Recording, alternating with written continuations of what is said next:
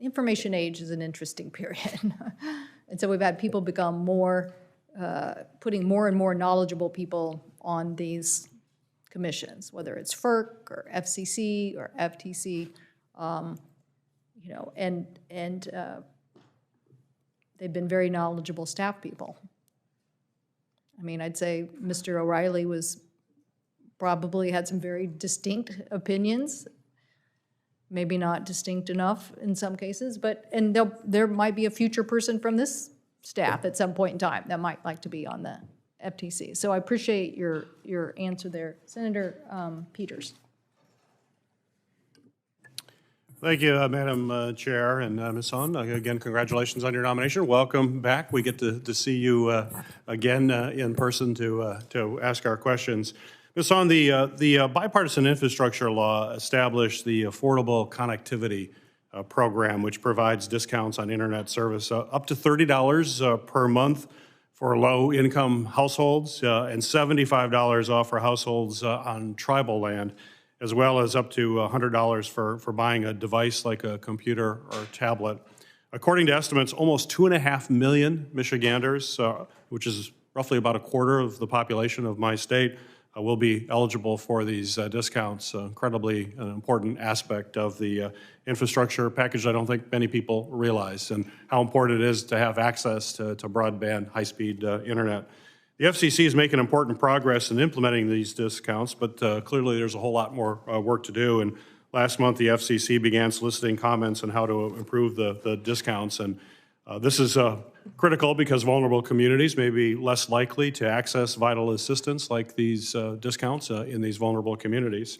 The FCC noted that, quote, a large number of households in public housing would benefit from affordable connectivity program, but only a small share of the people who rely on federal housing assistance are going to actually be enrolled in that process. And certainly this underscores why it's so important that the FCC strengthens its outreach and its awareness to these discounts. So my question is, can you comment on how your experience and work as a public interest advocate would inform the FCC's goal to expand access to discounts that make the internet service more affordable, including for the millions of Michiganders who are eligible for these new discounts, but may simply not know about them? And Senator Peters, that's a great question. And actually, my experience and my connections with the public interest community make me, I would say, uniquely qualified among those, if I were to be confirmed, among those sitting at the FCC. I have relationships with digital inclusion advocates throughout the country. I have relationships with state legislators and state policymakers in public utilities commissions and public service commissions. I have relationships with libraries and educational institutions. I mean, this is, you know, when I had a Rolodex, it was really fat.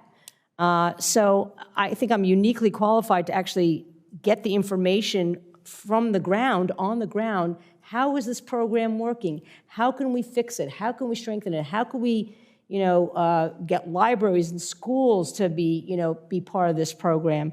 So yeah, I see that as a really, really important role for me, is using those relationships on the ground to try to build a more successful program. Could you explain why having a fifth commissioner will help ensure that the FCC is able to implement this robust plan, hopefully, to address these and certainly other issues associated with the Affordable Connectivity Program?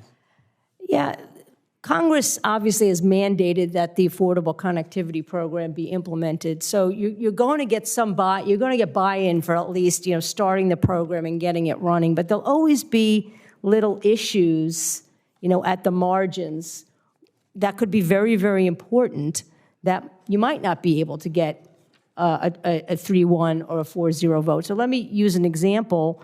There was a debate, and a very fervent one, over whether folks should have to give the last 4 numbers of their Social Security number. And that's actually obviously very important to folks that are not necessarily citizens. And while the two Republicans did vote for that, vote for not having to require the last 4 numbers of Social Security number to get the Affordable Connectivity Program, it was one of those issues that, you know, that really, really shows that you're not always going to get unanimity or 3-1, and you need that fifth vote. They're just, sort of issues on the margins that could be critically important to the successful use and implementation and oversight of the Affordable Connectivity Program, that you just need that deciding vote. Most of the FCC votes are not 3-2 votes, but there will be votes that have to be 3-2, and you need that fifth person to be able to make hard decisions. Well, I appreciate that. Thank you again for your answers. Thank you, Madam Chair. Thank you, Senator Peters. Senator Moran.